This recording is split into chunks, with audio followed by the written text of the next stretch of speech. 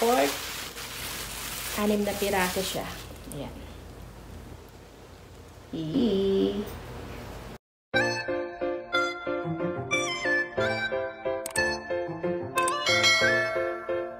Magluluto tayo ng sinigang na hipon. Yehe. Ayan. Dahil napapatakam ako sa hipon, ayan. Bumili ako.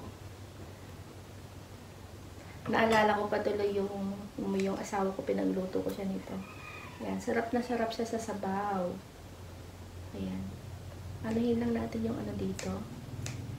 Ayan. Para maganda yung pagkakaluto. Alisin lang natin yung ano niya. Anong tawag doon? Yung mahabang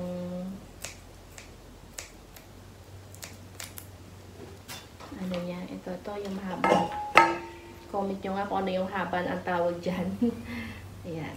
Alis lang natin. Bawasan natin yung usok.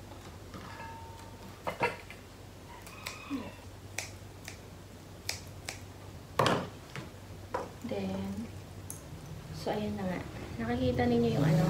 Ito, papakita ko sa inyo. Yan yung kulay itim. Yan. Ito yung mapait. Kaya tatanggalin natin siya.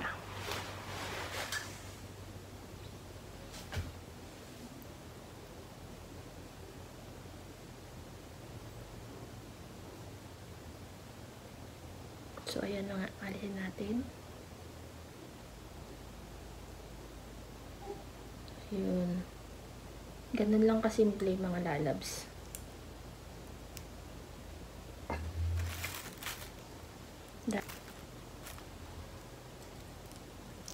Mapait po kasi yung ano na yun. Yung parang pinaka itim niya. Yan.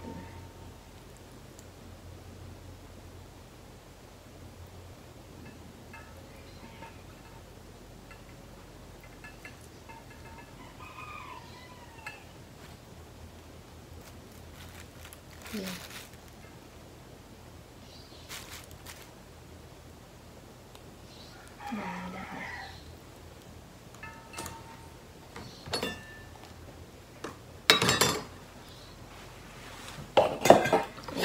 Next nating hihiwain ay yung ating gulay na talong.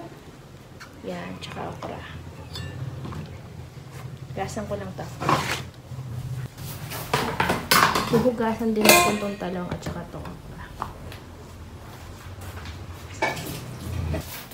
Ayan. Tumaas na naman ang presyo ng talong natin ngayon, guys. Ngayon is 100 ang kilo. So, napakaganda. 100 ang kilo. Kaya lang meron siyang ayan.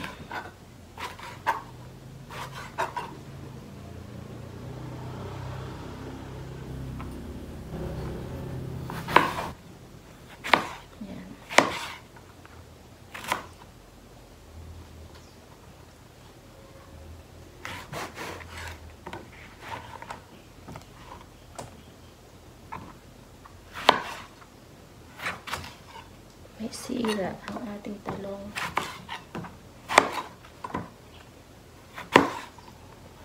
Isa lang sana yung bibilhin ko. Sabi ko baka may sira. Hindi mapakinabangan. Ayan.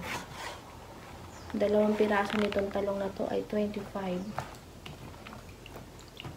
Itong isang taling okra ay 10 pesos. Ayan.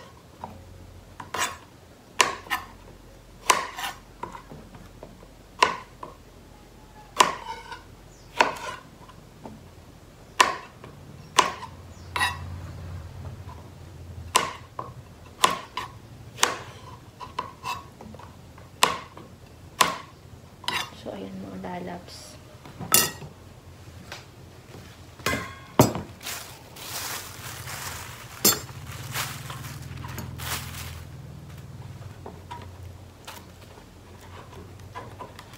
Ang isang pirasong kamatis ay 10 piso. Magtaka na kayo.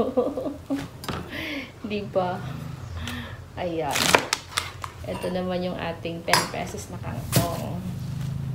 Gasadali natin. So, ayan.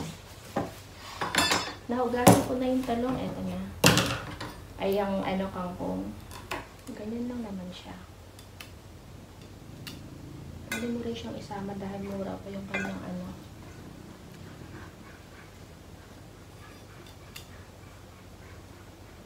Ayan. So, ayan. Sa mga nagtatanong about sa kangkong, pwede po siyang gawing atsara. Ayan. Meron po akong vlog yan. Pundahan ninyo. Napakasarap po siya. Talagang lasang ulit. Napakaganda. Ayan. Kung gusto niyo mag-try gumawa ng atsarang kangkong, ayan, puntahan niyo yung aking ginawang atsara. So, ayan na nga guys. Napakaganda. At eto na. Ayan. Then, sibuyas. Ayan. Nag-prepare na tayo ng sibuyas. Yung ating sibuyas ay stock na. Stock na yung ating sibuyas.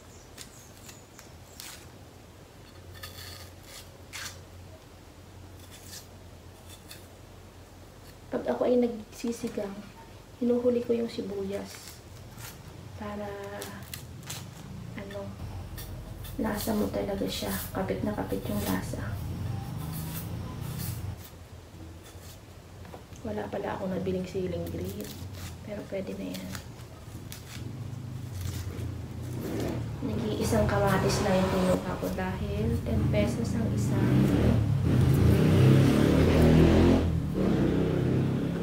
So, ayan.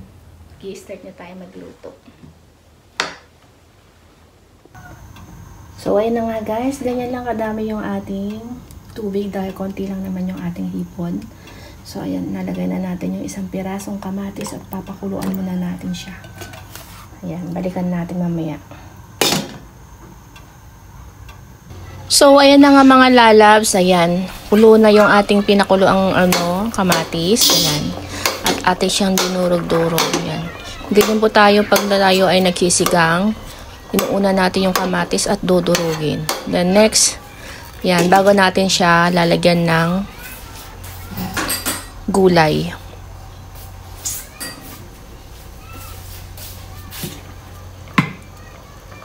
Ayan, yung ating nilagay na gulay dyan ay talong, okra. Ayan, dalawang klase lang yung nilagay natin. Dahil mahal lang ang ating mga gulay ngayon, ayan. Kaya, at saka yan naman talaga yung kanyang panghalo talaga sa sinigang na hipon. Talong at okra. Ayan. Ang ating talong ngayon, napakamahal ng presyo, 100 ang 1 kilo. Tapos ang kamatis naman, hindi ko natanong kung magkano ang kilo, pero ang isang piraso, 10 pesos, 'di ba mga lalabs, napakamahal. Talagang pamahal ng bilihin ngayon. Kaya dapat kailangan na natin magtipid. Kaya ayan, isa na lang nilagay kong kamatis. Then, ayan, maglalagay rin tayo dyan ng asin. Konting asin lang muna. Para kumapit yung alat dun sa mga gulay. Ayan, matapos natin siya lagyan ng gulay at nilagyan natin ng konting asin. Ayan, pakulaan muna natin siya ng mga konting minuto. Ayan, palambot-lambutin na natin konti yung gulay. At bago natin ilalagay dyan yung kangkong. Then, ayan na nga guys, lalagay na natin yung kangkong. Ayan. Kangkong na napaka-fresh dahil bagong kuha lang po yan.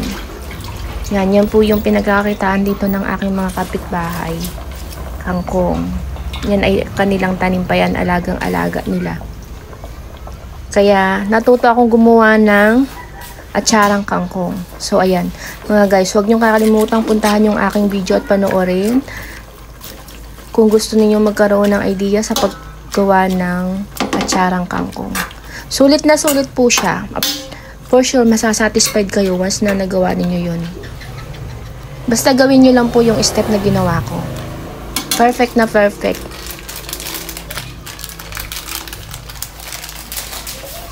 Then, ayan, nailagay na natin yung kangkong. Next naman natin ilalagay ay yung sinigang mix. Ayan, sinigang mix sa hipon. So, ayan guys, yung gamit ko na yun ay konti lang yung nilagay ko. Yung tira ko pa yan dati. Hinati ko lang siya. Mas maganda kung hati lang siya, masyado kasi siyang maasim pag ilalahat mo dahil konti lang naman yung ating niluto. So, then, ilalagay na rin po natin yung hipon. Ayan. 6 na pirasong hipon na malalaki, worth 120 pesos. 1/4 po yan. So, ayan, alam na ninyo kung magkano ang presyo ng hipon ngayon. Talagang lahat, halos lahat, tumaas ang presyo. Then, ayan na nga guys. Ayan. Bagyang hinalo-halo ko siya dyan. Then, next na natin lalagay dyan yung sibuyas. Ayan. Para minsanan na yung pagpapakulo natin. Ayan. Paglalagay natin ng, ng talbos ng kangkong. Yung dahon ng kangkong. Nilagay na rin natin yung hipon. At nilagay na rin natin yung pang-asim at saka yung sibuyas. So, ayan. Konting kulo na lang siya. Ayan, maluluto na. Kaya, ganyan yung aking process ng pagluluto ng aking sinigang sa hipon. So, ayan.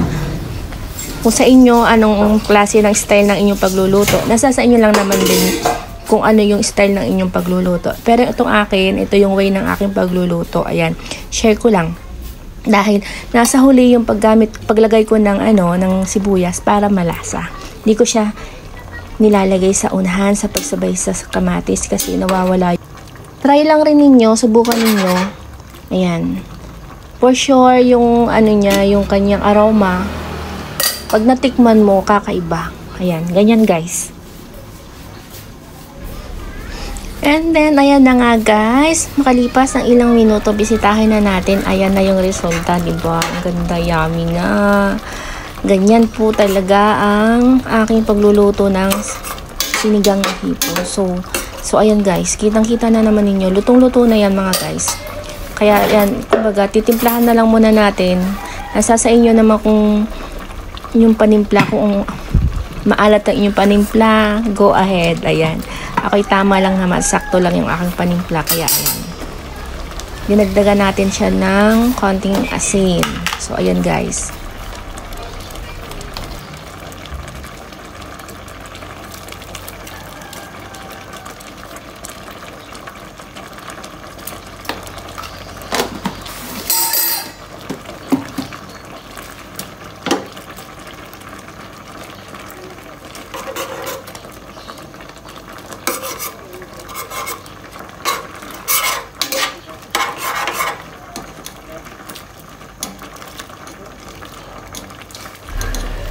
So, ayan nga guys, ayan, nahalo-halo naman na natin siya.